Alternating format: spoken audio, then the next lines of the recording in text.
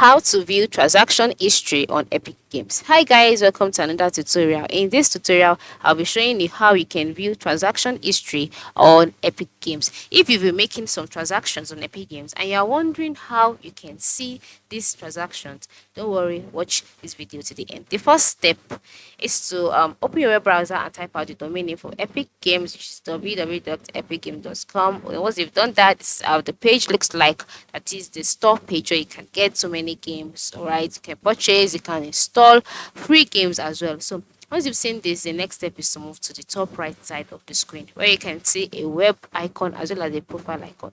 Once you can see this profile icon, just go ahead and click on it. After clicking on it, a box will be displayed or a menu will be displayed. In this menu, you'll see options like my achievements, epic rewards, epic wallets, coupons, then account. Just go ahead and click on account. All right, now after clicking on account, you'll be taken to the account settings page. On this page, the next step to take is to move to the left side of the screen where you can see options like email preferences, payment management, epic rewards, subscriptions, payment and security, in-game currency, payment controls.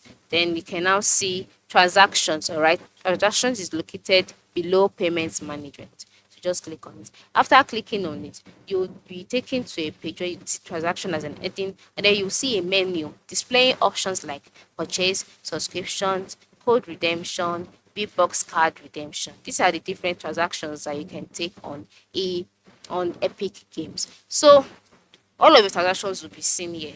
All right. For me, you cannot see any of my transactions here because I have not done any transactions on my Epic Games account. But for you, you would see all of your transactions here. So you can just select the one you want to check out and delete it if you want to. So this is basically how you can view transaction history on Epic Games. Thanks for watching and have a nice day.